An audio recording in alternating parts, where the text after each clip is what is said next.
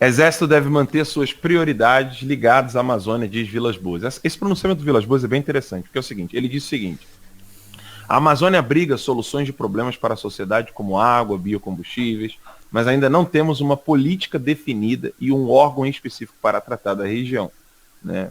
Reclamou aí o general Eduardo Vilas Boas em evento sobre o pensamento militar na segunda-feira última. Vilas Boas explicou que a Amazônia cumpre 3 importantes papéis nos contextos global e nacional.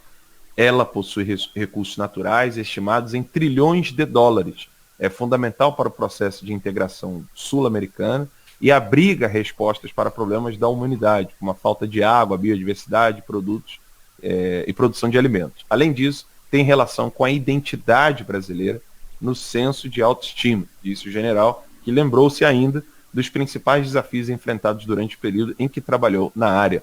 Ele foi comandante militar da Amazônia entre 2011 e 2014 e disse, além disso tudo, que a falta de infraestrutura, desmatamento, contrabando e questões sociais foram alguns dos tópicos onde o Brasil até hoje não tem uma política específica para a Amazônia. Ele conclui dizendo que o Exército vai continuar olhando para esta região a partir do estabelecimento de que a Amazônia é a prioridade número 1. Isso foi estabelecido na Estratégia Nacional de Defesa e a prioridade continua. Até por isso ocorreu a visita do ministro, disse ele, para que o ministro tenha uma percepção das peculiaridades da Amazônia e das demandas que a região exige. Olha, na Amazônia nós temos que lembrar alguns desmandos, né, feitos pelos governos anteriores. Houve um projeto de lei de autoria do senador Eunício Oliveira, quem que não lembra do Eunício? Né? Eunício Oliveira, do MDB do Ceará, onde amplia de 2018 para 2023 o prazo para que empresas com projetos aprovados nas superintendências do desenvolvimento da Amazônia, o Sudã, e do Nordeste, o Sudente, tenham direito, vejam bem o projeto do Eunício, direito à redução de 75% do imposto de renda, calculado com base no lucro da exploração do empreendimento. 75%, né, de corte de impostos das empresas que atuam na Amazônia. Por que será? Vamos lá. A empresa norueguesa Hydro-Alunorte recebeu benefícios fiscais há muitos anos e é acusada de comprovadamente poluir toda a cadeia de produção de extração do minério de bauxita, desde Paragominas até Barcarena, cerca de 400 quilômetros no Pará, despejando em rios da região metais pesados como arsênio, chumbo e cádmio. Uma CPI foi instalada na Assembleia Legislativa do Pará para apurar essas irregularidades ainda negadas veementemente pela empresa Hydro. Alguém ouviu falar disso na mídia? Né? Já foram ouvidos funcionários da Hydro, embora o seu presidente se negue a prestar esclarecimentos, lideranças de comunidades atingidas, institutos responsáveis pelas análises que comprovam a contaminação do meio ambiente, como o Instituto Evandro Chagas e a Universidade Federal do Pará, entre outras partes envolvidas. Ninguém fala simplesmente nada sobre isso. É incrível porque a manipulação dos dados do antigo diretor do INPE vai parar no Jornal Nacional. A empresa norueguesa que recebe benefício fiscal e funciona assim. A Noruega doa não sei quantos milhões ali, ou até quase bilhão de reais para o fundo da Amazônia. E recebe, né, em contrapartida, benefícios fiscais que eu já considero absurdos. Como assim, Ala? Você não é a favor de que as empresas não sejam tão taxadas assim, desde que seja feito da maneira correta? Como assim? A Noruega coloca fundo na Amazônia, aí depois você tem ali reserva ambiental ou áreas que vão ser dadas aos índios, de repente a ONU fala que essa terra dos índios não pode ser um território brasileiro, tem que ser um território internacional. Como assim? Peraí. Vamos desenhar aqui de uma maneira bem simples para vocês. Está aqui o território nacional. Tá aqui o território nacional. De repente, você pega, faz isso aqui e diz que isso aqui é reserva ambiental ou terra indígena. Não perdemos isso aqui.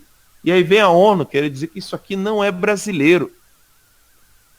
Baseando-se em que estudos e quais ações? do tal do Fundo da Amazônia que a Noruega coloca lá. Peraí. Ninguém consegue ver isso de uma maneira clara? Só eu que estou vendo isso?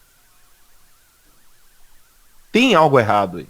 E a imprensa batendo sem dó, dia e noite, no Bolsonaro, dizendo que o Bolsonaro está sendo um autoritário, que está fazendo o que quer na Amazônia, que está promovendo desmatamento. Mas como assim?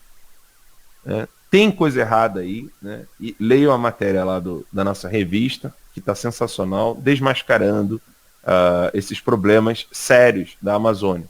As Forças Armadas sabem dessa manipulação, as Forças Armadas sabem do perigo que a Amazônia corre, porque se de repente, do nada, nós perdermos esses territórios, países vizinhos podem simplesmente se apoderar dessas regiões e, como disse o próprio Vilas Boas, interesses internacionais estão por trás da nossa Amazônia e a imprensa não vai falar nada sobre isso. Ela vai simplesmente se calar, não questionando a empresa norueguesa, que está lá tirando benefícios, ganhando dinheiro com o nosso território e não sendo taxada como deveria.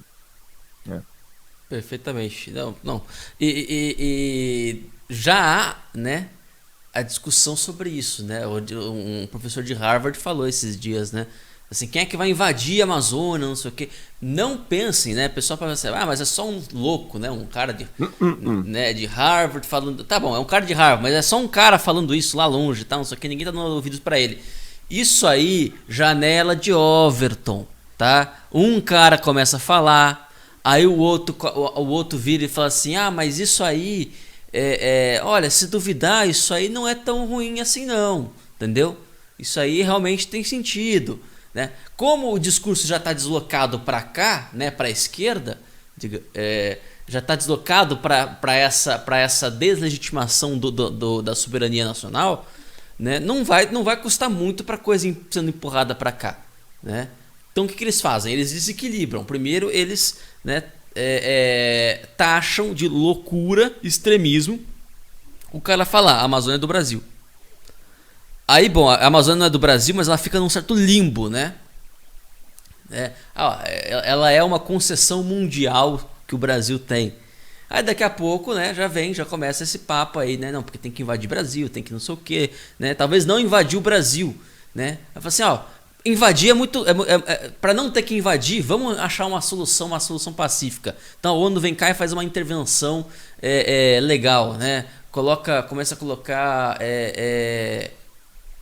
a colocar sanções, exatamente, né? Sanções sobre o Brasil.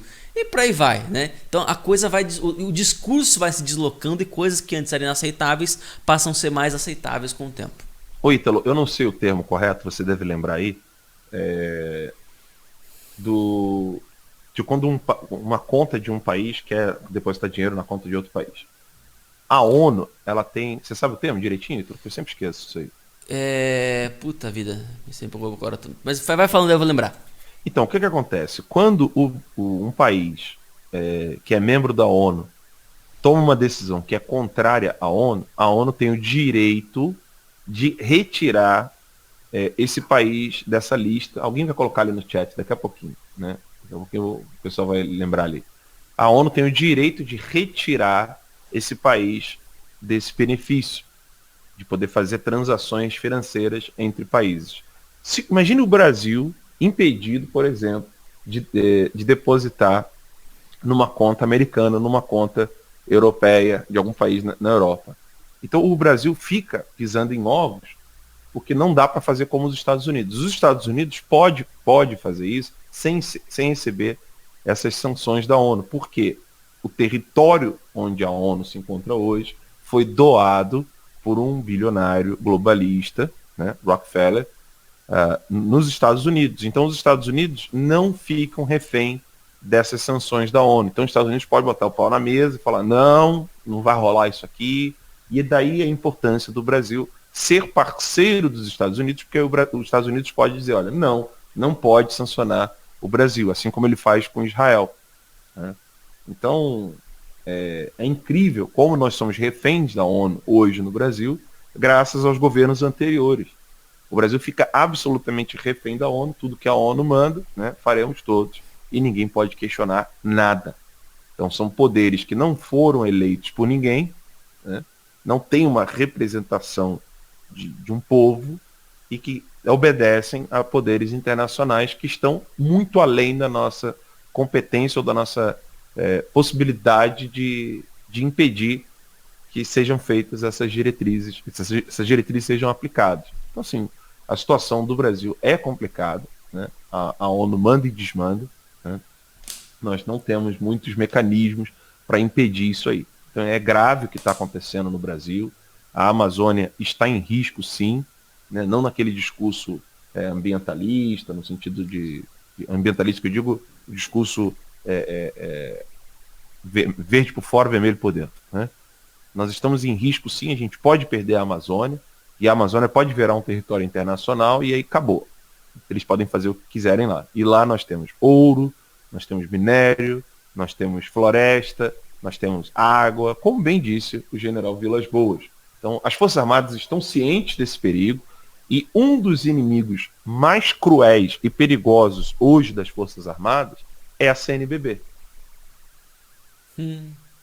A CNBB hoje é um perigo para o Brasil, sobretudo no que tange a essa temática da Amazônia e ONU. Para vocês terem uma ideia, o Lula, de dentro da cadeia, Ítalo, de dentro da cadeia, né, o Lula mandou checar dados do desmatamento por desconfiança, né, em 2007, e ninguém falou nada. Então quero ler aqui rapidinho para vocês, que em 2007, o então presidente Luiz Inácio Lula da Silva, hoje preso, determinou que a Polícia Federal e os Ministérios do Meio Ambiente e da Agricultura fizessem uma checagem em campo para confirmar se houve aumento do ritmo de desmatamento da Amazônia. De acordo com a reportagem que foi publicada na Folha de São Paulo em 30 de janeiro de 2008, a estimativa do INPE era de que 7 mil quilômetros quadrados de floresta, 4,7 vezes a área da cidade de São Paulo, teriam sido derrubados no último trimestre daquele ano de 2007. Os dados mostrariam interrupção do ritmo da queda de desmatamento, que vinha caindo desde a virada de 2004 para 2005. A cúpula do governo tinha desconfiança a respeito do alerta que o INPE divulgou, e Lula deu prazo de 1 mês para tirar dúvidas sobre os dados. O então presidente foi estimulado pela repercussão negativa da notícia. E aqui eu vou colocar um trecho da matéria. Reservadamente, Lula se queixa de que preocupações ambientalistas seriam exageradas. Costuma dizer que o Programa de Aceleração do Crescimento, plano de investimento em obras de infraestrutura e energia, sofre atrasos devido a entraves ambientais. O presidente também afirma que o agronegócio seria a saída para a diminuição da pobreza. Isso em idos 2008, na Folha. A Folha não apagou essa publicação. O Lula falou a mesmíssima coisa do que disse Bolsonaro, Ricardo Salles e o governo atual, e a imprensa caiu em cima de quem? Bolsonaro, mas não caiu em cima de Lula. Lula depois muda o discurso, né? E nós estamos vendo aí que o Lula, né, de dentro da cadeia, né, não vai aí, receber nenhuma crítica, né, mas Bolsonaro sim. Exatamente. Que absurdo, né? Volto a dizer, cartomante com Alzheimer, né?